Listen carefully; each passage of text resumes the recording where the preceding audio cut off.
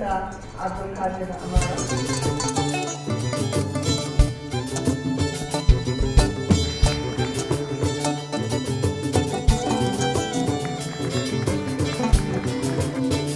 y a une étape aussi qui est très importante, donc il y a la partie export qui va permettre de connaître bien sûr le marché kényan, mais il y a aussi l'aspect donc des entreprises qui veulent s'installer dans le cadre de JV peut-être ou de prise de participation carrément d'installation directe, et nous ça nous intéresse à plus d'un titre parce que ça va permettre déjà donc d'avoir une valeur ajoutée marocain qui serait finalement partagé entre le Maroc et le Kenya, et ça permettrait finalement à l'entreprise marocaine de s'internationaliser. Pourquoi pas? De toute façon, c'est un passage obligé pour être dans l'économie globalisée.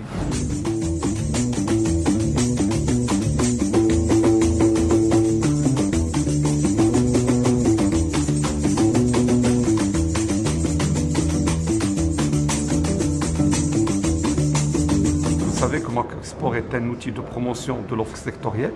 Il fait la promotion de cette offre à travers le monde. Nous sommes organisateurs et réceptacles de salons. Nous accueillons les salons internationaux. Or, nous-mêmes, nous sommes outils de promotion des secteurs stratégiques du Maroc.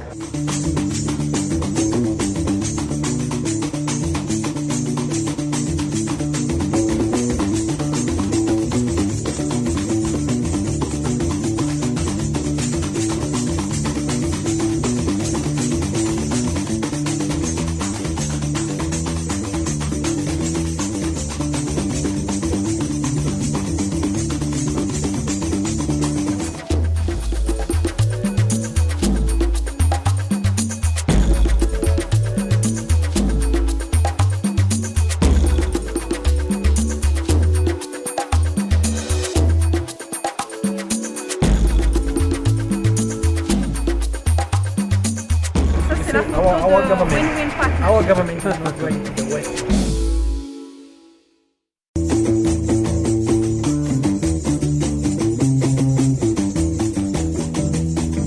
Un rapprochement que nous avons attendu depuis très longtemps, parce qu'on est tous préoccupés du développement de l'Afrique dans l'ensemble, qui pourra constituer une force.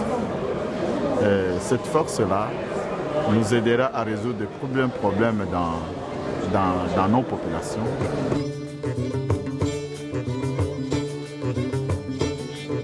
Nous avons parlé bien sûr du secteur qui est le mien, la poste, les nouvelles technologies de l'information, de la communication et des télécommunications. Et donc j'ai dit à mon collègue que nous aimerions beaucoup apprendre du Maroc, qui est déjà en avance là-dessus.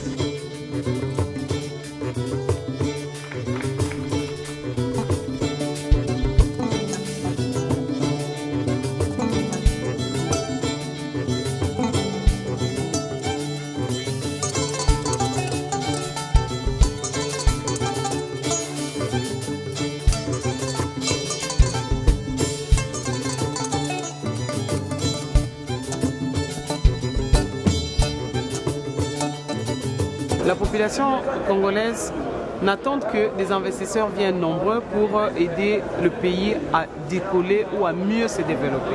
Le Maroc, c'est parmi les pays qui répondent aux normes internationales. Il ne faut pas se déplacer pour se déplacer. Il faudrait que et la population marocaine et notre population qui est plus bénéficiaire puissent quand même palper du doigt tous ces partenariats.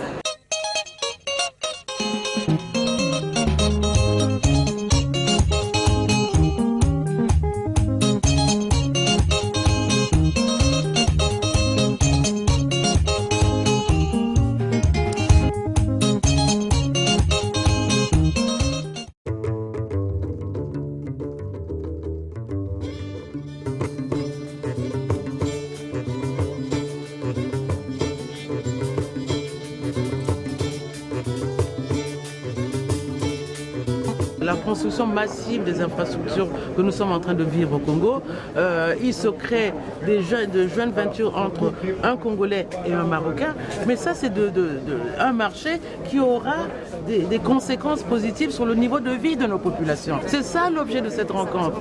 C'est ça. Vous pouvez me faire confiance qu'on va se battre tous ensemble pour que ça soit ça.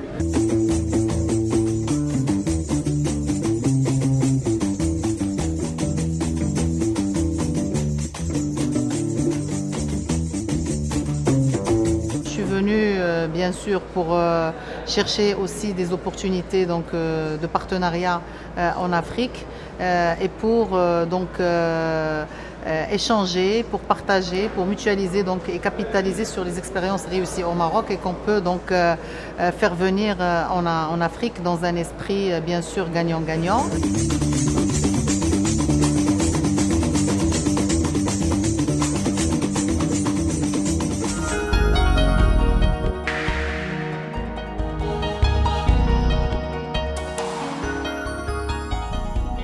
Avec l'arrivée de notre ministre, M. Amara, disons que l'idée a changé dans la mesure où ce n'est plus la caravane tout court, mais c'est la caravane de partenariat avec nos amis et frères pays africains. Nous ne faisons pas ces caravanes pour glaner malgré tout les marchés toute la clique. Cette fois-ci, elle a un avantage, c'est le partenariat disons, gagnant-gagnant. Nous sommes très satisfaits. Ça a permis le développement de nos exportations grâce à cette initiative de caravane du CNPE. Dans notre secteur, on a eu les contacts avec les responsables des grandes sociétés de distribution d'électricité, par exemple, et on a eu d'excellents contacts. On a eu des contacts avec des donneurs d'ordre et ça a été très important pour nous. Le CNPE doit prendre l'initiative d'accompagner les entreprises qui n'ont jamais exporté. Il faut les accompagner, il faut les aider, il faut les former.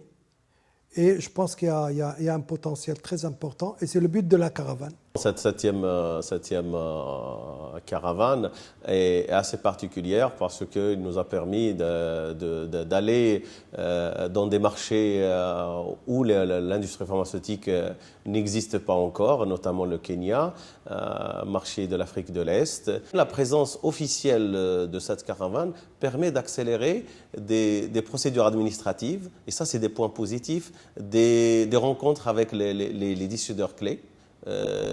C'est tout un appui de nos autorités dans ce processus de pénétration de marché qui est, ma foi, très régulier et constant.